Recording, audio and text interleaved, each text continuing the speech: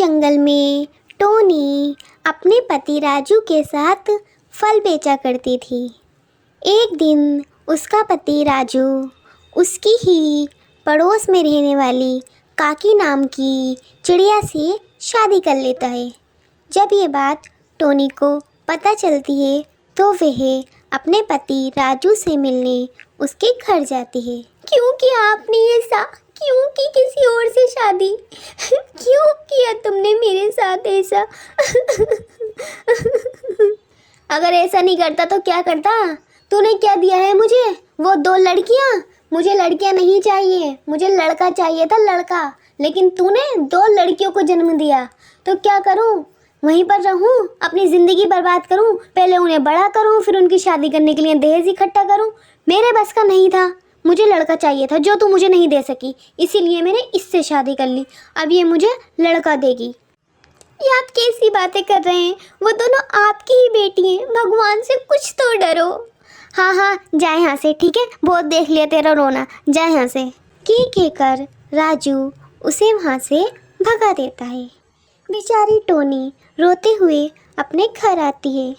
Mummy mummy, पापा ने दूसरी शादी क्यों कर ली? मम्मी मम्मी, उन आंटी से पापा ने शादी क्यों कर ली? वो आंटी तो बहुत बुरी है, अच्छी भी नहीं है। बेटा, मैं किसी को क्या दोष दूँ जब मेरा खुद का ही नसीब खराब है तो। अगले दिन टोनी फल बेचने के लिए दुकान पर जाती है। वहाँ पर धन्ना नाम के एक सेठ आते हैं और वह टोनी से कहते हैं, देख टोनी, तूने अब तक मेरी दुकान के सामने अपना ठेला लगाया, मैंने तुझे कुछ नहीं बोला, लेकिन अब तुझे यहाँ से ये ठेला हटाना पड़ेगा। मैं बिल्कुल बर्दाश्त नहीं करूँगा कि मेरी दुकान के सामने कोई ठेला लगाए। सेठ जी, मेरे पति ने भी मुझे छोड़ दिया है। मैं कहाँ जाऊँगी अपनी बच्चियों को लेकर के? मैं क्या काम करूँगी? मुझ पे दया कीजिए। हाँ हाँ, बहुत दया कर ली मैंने तेरे ऊपर। अब कल से यहाँ पर मत आना तू ठेला लगाने के लिए। कहकर धन्ना सेठ वहाँ से चले जाते हैं। बेचारी टोनी बहुत ज़्यादा दुखी हो जाती है। वह सोचती है, मैं अब क्या करूँ? मैं अपना ठेला कहाँ लगाऊँ? ऐसा करती हूँ, मैं जंगल की साइड अपना ठेला लगा लेती हूँ। वह जंगल की तरफ अपना ठेला लगा लेती है। वह पूरे दिन इंतज़ार करती है, परंतु एक भी ग्राहक उसके फल खरीदने वहाँ नहीं आता है। ये तो इतना सुमसाम रास्ता है, यहाँ पर तो कोई ग्राहक भी नहीं आ रहा। अगर ऐसे ही चलता रहा तो 2-4 दिन में मेरे सारे फल ख़राब हो जाएंगे। समझ नहीं आ रहा है मैं क्या करूँ। ऐसे ही 5-6 दिन बीत जाते हैं। टोनी के सारे फल खराब हो जाते हैं। वह बहुत उदास बैठी होती है और सोच रही होती है, मेरे तो सारे फल खराब हो गए और मुझे तो अपनी बच्चियों को भी पालना है। ऐसे तो काम नहीं चलेगा, मुझे कुछ ना कुछ तो करना ही पड़ेगा। पर मैं कौन सा काम करूं, मुझे ये समझ नहीं आ रहा है। इतनी ही उसकी बेटियां उसके पास आती हैं। मम्मी मम्मी, हमें 2 रुपए दे दो, हमें गोला खाना है। बेटा, मेरे पास पैसे नहीं हैं। मम्मी मम्मी, दो ना, मुझे गोला खाना है। और गोले वाले रोज़ रोज़ भी नहीं आते, वो एक ही बार आते हैं हफ्ते में। प्लीज़ मम्मी, पैसे दे दीजिए ना। बेटा, मेरे पास पैसे नहीं हैं। मम्मी, मुझे गोला खाना है। टोनी सोचती है, अरे क्यों ना मैं गोले का ही ठेला लगा लूँ, क्योंकि गर्मियाँ भी चल रही हैं और गोला तो सभी खाते हैं, बच्चे भी और बड़े भी। ये सोचकर वह बाज़ार जाती है और सारा सामान लेकर आती है। अगले दिन वह गोले का ठेला लगा लेती है। देखते ही देखते उसके सारे गोले भी बिकने लगते हैं और वह अपनी बच्चों के साथ खुशी खुशी जीवन व्यतीत करने लगी। एक जंगल में चीची और बुलबुल नाम की 2 बहनें रहा करती थीं। बुलबुल बहुत सुंदर थी, जबकि चीची सांवली थी। चीची बुलबुल से बहुत नफरत करती थी। वह उससे प्रेम नहीं करती थी। वह सोचती थी कि बुलबुल बहुत ज़्यादा सुंदर है, इसीलिए सब उसे ही प्रेम करते हैं। जबकि चीची सांवली है तो कोई उसे प्रेम नहीं करता है। अपनी इस जलन के चलते ही एक दिन चीची को पता चलता है कि बुलबुल को देखने के लिए रिश्ते वाले आने वाले होते हैं। नहीं, मैं नहीं चाहती इस बुलबुल की शादी मुझसे पहले हो।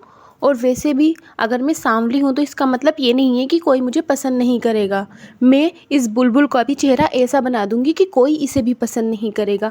बहुत घमंड है ना इसे अपनी खूबसूरती पर। अगले दिन चीची अपना फेस कवर करके बुलबुल के सामने जाती है और उसके चेहरे पर जलते हुए अंगारे डाल देती है। वहीं पर बुलबुल बेहोश हो जाती है। जब उसे होश आता है तो वह देखती है कि उसका चेहरा काफ़ी जल चुका है। मेरा चेहरा, मेरा कैसे चेहरा जल गया? वो कौन था, किसने मेरे चेहरे पर इस तरह से कोयले डाले? मेरा चेहरा। अगले दिन रिश्ते वाले आते हैं। वह बुलबुल को देखते हैं और नाक सकोड़ लेते हैं। कुछ समय बाद चीची चाय लेकर आती है। वह चीची को पसंद कर लेते हैं और अपने बेटे की शादी चीची से करा देते हैं। चीची अपनी ससुराल में खुशी खुशी रहने लगती है। वहीं बुलबुल बहुत ज़्यादा परेशान रहती है। एक दिन वह बैठी होती है तो उसकी सहेली उसके पास आती है और कहती है, हो बुलबुल, तुझे क्या हो गया? ये तेरे चेहरे पे इस तरह से निशान कैसे? मैं क्या बताऊं तुझे टोनी, मेरा पूरा चेहरा किसी ने जला दिया। किसी ने मेरे चेहरे पर अंगारे डाल दिए थे और मेरा चेहरा जल गया था। पर अंगारे डाले किसने? और तेरा तो रिश्ता होने वाला था ना? हाँ, मेरा रिश्ता होने वाला था। वो मुझे अगले दिन देखने ही आने वाले थे। उससे पहले ही किसी ने मेरे चेहरे पर अंगारे डाल दिए और उन्होंने चीची को पसंद कर लिया और चीची की शादी हो गई। तू फिक्र मत कर, मैं हूँ ना, मैं तेरा चेहरा सही करूँगी। तू मेरे साथ चल। वह उसे लेकर एक जादुई मटके के पास जाती है। हो टोनी, तू आज यहाँ कैसे आ गई? जादुई मटके, ये मेरी सहेली है और इसका नाम बुलबुल है। ये बहुत सुंदर थी लेकिन किसी ने इसका चेहरा जला दिया। शायद वो इससे जलता होगा जिसने इसका चेहरा जलाया है। हम चाहते हैं कि इसका चेहरा सही हो जाए। बुलबुल दिल की बहुत साफ़ लड़की है और मैं इसकी मदद ज़रूर करूँगा। बुलबुल, तुम मेरे पानी के अंदर जाकर नहा लो, तुम्हारा चेहरा सही हो जाएगा। बुलबुल ऐसा ही करती है। वह मटके के पानी के अंदर जाकर नहा लेती है। वह पहले से भी ज़्यादा सुंदर हो जाती है। तुम्हारा बहुत बहुत धन्यवाद मटके जी, तुमने मेरी मदद की। तुमने अपने जादू से मेरा चेहरा पहले से भी ज़्यादा सुंदर कर दिया। मैं तुम्हारा एहसान कभी नहीं भूल पाऊँगी। लो, ये एक चाकू है, इसे तुम हमेशा अपने पास रखना। ये कोई ऐसा वैसा चाकू नहीं है, ये जादुई चाकू है।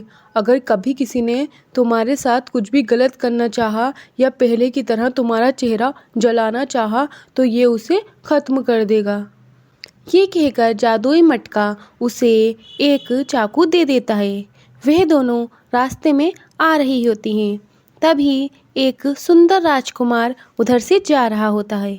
उसकी नज़र बुलबुल पर पड़ती है और वह उसे विवाह करने का प्रस्ताव दे देता है और बुलबुल भी उससे विवाह करने के लिए तैयार हो जाती है।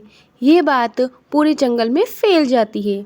जब ये बात चीची को पता चलती है तो वह सोचती है, अगर इस बुलबुल की शादी उस राजकुमार से हो गई तो वो तो सब पे राज करेगी, हमारी तो वो वैल्यू ही नहीं समझेगी। नहीं, मैं ऐसा नहीं होने दूंगी। उसका चेहरा मैं इस बार पूरी तरह जला दूंगी ताकि उसे राजकुमार तो छोड़ो कोई भिखारी भी पसंद ना करे। ये कहकर वह बुलबुल के घर जाती है।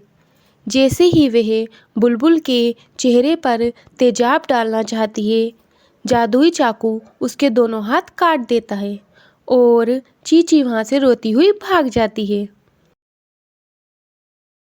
अरे, ये तो मेरी ही बहन थी। इसका मतलब मेरी बहन ने ही मेरे साथ ऐसा किया। वही मेरी खूबसूरती से जलती थी। बुलबुल की शादी उस राजकुमार के साथ हो जाती है और वे दोनों खुशी खुशी रहने लगते हैं। हमें कभी भी किसी का बुरा नहीं सोचना चाहिए, क्योंकि अगर हम किसी का बुरा सोचते हैं तो उससे पहले हम अपना बुरा करते हैं। जैसी करनी वैसी भरनी।